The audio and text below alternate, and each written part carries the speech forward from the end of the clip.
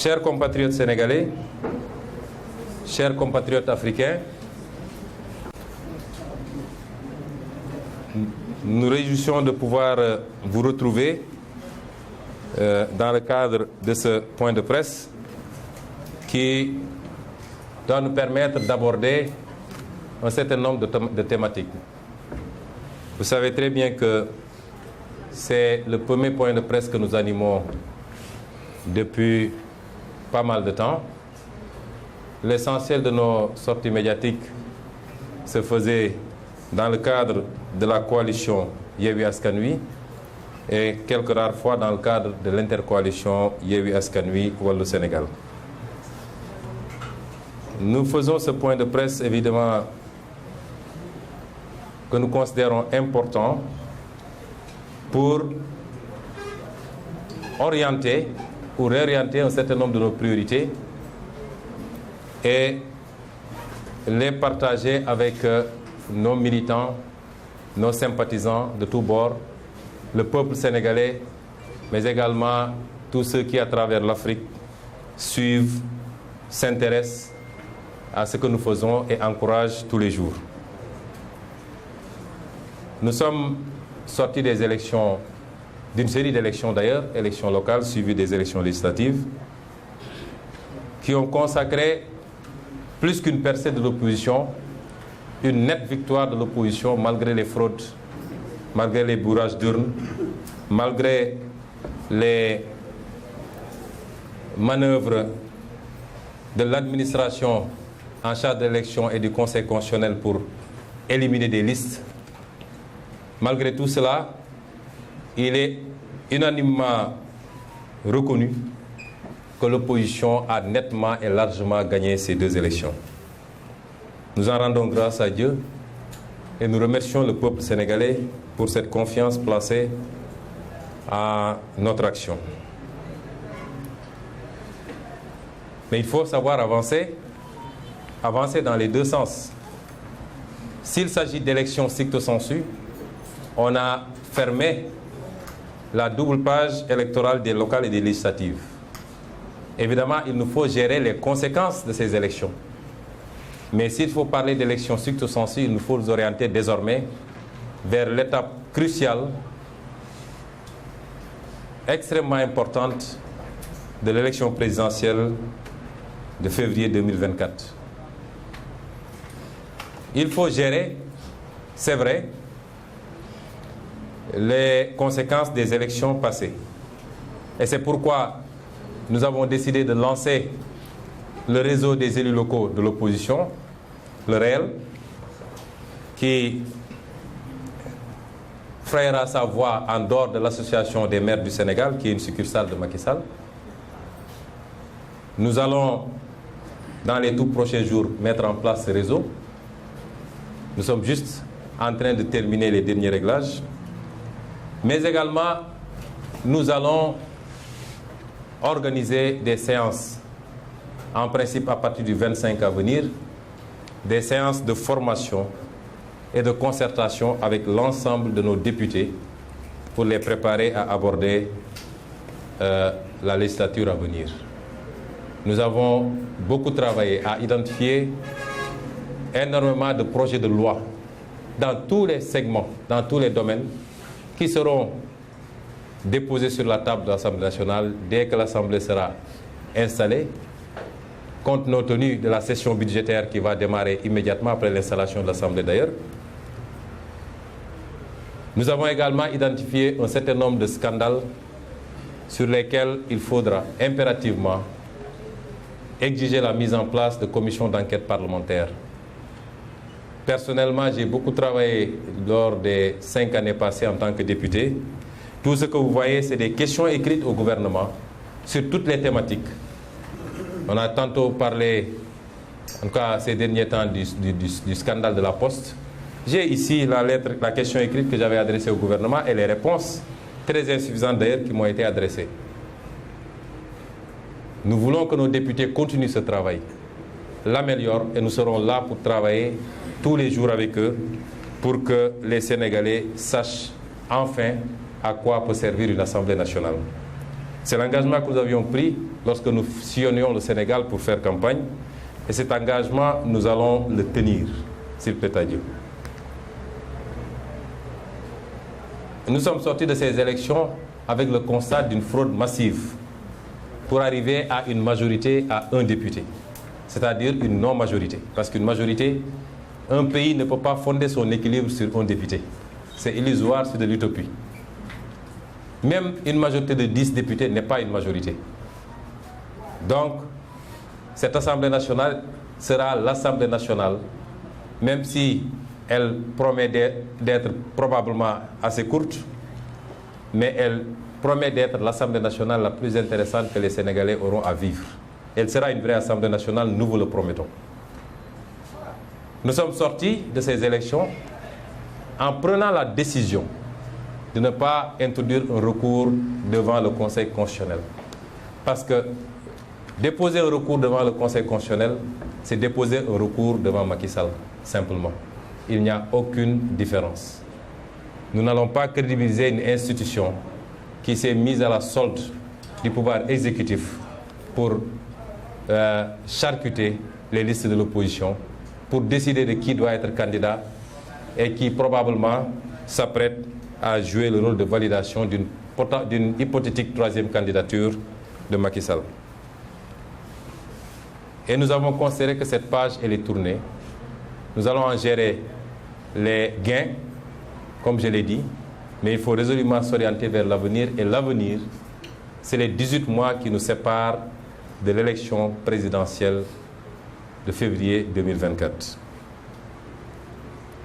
J'ai tantôt rappelé en Wolof que nous sommes membres de la coalition Yewwi Askan Wi. Nous réaffirmons notre ancrage à cette coalition Yewwi Askan Wi. J'ai rappelé ce qui nous lie à cette coalition Yewwi Askan Wi. Je n'ai pas besoin de reprendre tous ces points puisque le document sera publié.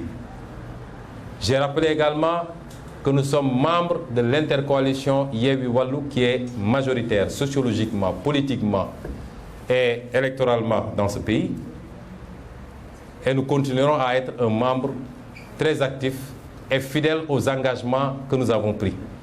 J'ai rappelé tantôt les engagements que nous avons pris. En quoi ces engagements nous lient et quelles sont les plages de liberté laissées à chacun des membres de cette coalition par rapport à la définition de ces stratégies et aux options à faire sur le plan politique. Mais nous ouvrons une nouvelle page qui n'a jamais été fermée en réalité, mais qui va prendre le dessus sur toutes les autres, c'est-à-dire, je le rappelle encore, les 18 mois qui nous séparent du départ de Macky Sall de la tête de la présidence de la République du Sénégal. Chers compatriotes, chers amis africains, je veux vous dire que ces 18 mois ne seront pas de tout repos. Ces 18 mois seront extrêmement chargés. Ces 18 mois devront déterminer si l'on est capable de porter le projet que nous avons présenté aux Sénégalais et aux Africains jusqu'à son terme, ou si nous allons subir de la même manière que nos devanciers ont pu subir les Oumniébé, les Thomas Sankara, les Patrice Lumumba, et j'en passe et j'en passe.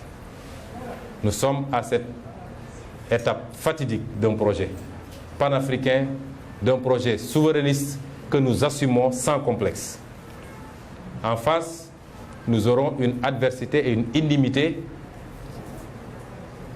qui atteindra un niveau jamais égalé, qui a déjà dépassé tout ce qu'on a connu dans ce pays, mais qui atteindra dans les prochaines semaines, les prochains mois, un niveau jamais égalé.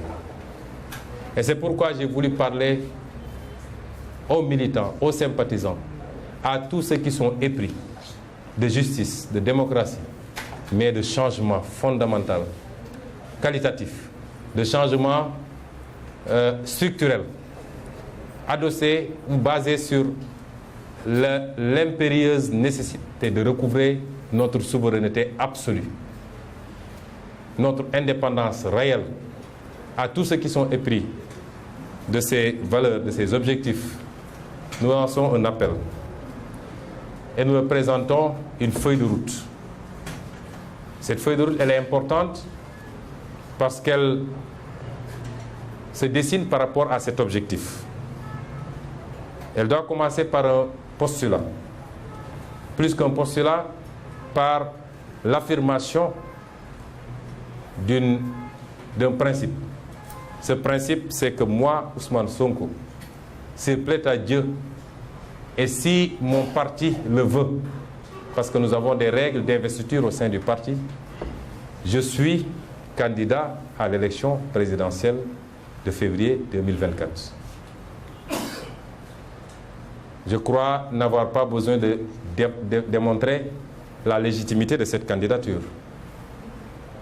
De tous ceux qui avaient participé à l'élection présidentielle de 2024 en tant qu'opposant, de 2019 en tant que candidat de l'opposition, des 4 candidats de l'opposition, je suis le seul à être encore opposant au régime de Macky Sall. Vous savez ce qu'il est advenu des 2 autres qui ont préféré rejoindre le mangeoire alors qu'ils avaient, avec nous, signé un document au lendemain de l'élection pour réfuter toute légitimité de Macky Sall. Le 3e a préféré déclarer abandonner définitivement la politique. Je n'ai pas besoin de démontrer la légitimité de cette candidature parce que tous les Sénégalais qui suivent avec nous, qui sillonnent le pays avec nous, savent la relation que nous avons avec le peuple sénégalais. Une très grande partie du peuple sénégalais. Faite de confiance, faite d'affection, faite surtout d'espoir. Non pas par rapport à notre personne, qui n'est pas importante, mais par rapport au projet que nous portons avec un parti politique, avec des alliés, avec des sympathisants, mais avec même au niveau international, énormément d'initiatives similaires. Nous n'avons pas besoin de démontrer cette candidature parce que simplement, c'est le contraire qui aurait étonné tous les Sénégalais. Et par rapport à cette candidature, la feuille de route, elle est très simple. Je veux dire aux militants et aux militantes, et singulièrement à ceux qui s'agitent souvent sur le terrain ou dans les réseaux sociaux, d'orienter tous leurs efforts, de consacrer toute leur énergie à travailler sur le terrain, à enrôler les jeunes primo-votants pour qu'ils aillent massivement s'inscrire sur les listes électorales, à implanter des cellules partout dans le pays, dans les moindres recoins, tous les quartiers, les villages, les hameaux, les bourgs, d'implanter le parti dans toutes les parcelles du territoire national. Ce qui est déjà le cas, mais il faut renforcer la massification. Je leur demanderai de se mettre à la hauteur des enjeux. Il nous faut beaucoup de maturité, beaucoup de responsabilité. Que Macky Sall qu'on lui ait servi du fognon au Mali ou pas n'est pas un débat pour nous. Ce n'est pas important. Que tel ait insulté Sonko ou tel ait diffamé Sonko n'est pas important. Restons focus sur le projet et sur les étapes à franchir pour pouvoir appliquer ce projet et montrer aux Sénégalais qu'on peut gérer autrement et avoir des résultats. Et pour cela, c'est le travail de terrain d'abord. C'est la sensibilisation. C'est la formation tous les jours. Et c'est cela qu'on attend des militants et des militantes de ce parti. C'est renforcer l'appareil électoral, la machine électorale. Nous donner tous les moyens d'être présents un peu partout. Parce que vous savez bien que ce qui s'est passé dans le Fouta, c'est parce qu'on n'a pas pu être présent dans les bureaux de vote, dans la majorité des bureaux de vote, parce que nos représentants ont été soit menacés, soit corrompus. Et quand il n'y a pas de représentants de l'opposition, bonjour les dégâts. Je peux vous dire que ce qui s'est passé dans le Fouta ne se passera plus. Que nous avons pris, nous sommes en train de prendre toutes les dispositions et ça ne se passera plus, Inch'Allah. C'est ça le travail que nous attendons de vous. Et non pas des débats stériles, puérils du matin au soir, sur des insultes, des attaques contre-attaques. Ce n'est pas ça que nous attendons. Notre projet vaut plus et mieux que ça. Notre projet est un projet, j'allais dire, spirituel même. Il faut que les gens le comprennent comme ça. Nous ne faisons pas de la politique pour des positionnements ou pour de l'argent qu'on doit avoir. Nous faisons de la politique par conviction. Et parce que, en tant que croyants, musulmans, catholiques, religion traditionnelle, nous sommes convaincus que se mettre au service de sa société, se battre pour sa société, se faire insulter pour sa société, se faire emprisonner pour sa société, se faire tuer pour sa société est un acte d'adoration au même titre que la prière, le jeûne et tout autre acte d'adoration. C'est de cela qu'il est question. Et il ne faut pas qu'on vous induise à abandonner, à lâcher la proie pour l'ombre. Les petits débats, vous savez leur technique, chaque jour ils allument des contre-feux. Chaque jour on sort de faux dossiers et les gens sont là à épiloguer. Sortez de ce terrain et restez focus sur le projet pour 2024. Et au-delà du travail de terrain auquel nous vous appelons, il y a également un travail de vigilance. Parce que ma conviction, elle est nette, que personne n'est mieux placé que nous pour gagner l'élection présidentielle de 2024. Je ne suis pas un utopiste, je ne suis pas un nombreliste, je suis quelqu'un de très posé sur ces questions. En 2019, quand les gens sont venus me voir pour me dire qu'on va gagner, je leur ai dit que c'est possible. Parce que, comme on dit, les desseins de Dieu sont insondables. Mais si je m'en fie simplement aux aspects factuels et pratiques, je crois qu'il nous faut nous fixer comme objectif de bien figurer, de marquer notre terrain, de montrer que nous sommes une force sur laquelle il faut compter, plus que de penser qu'on va gagner cette élection. Autant j'étais très prudent pour 2019, autant je le dis aujourd'hui.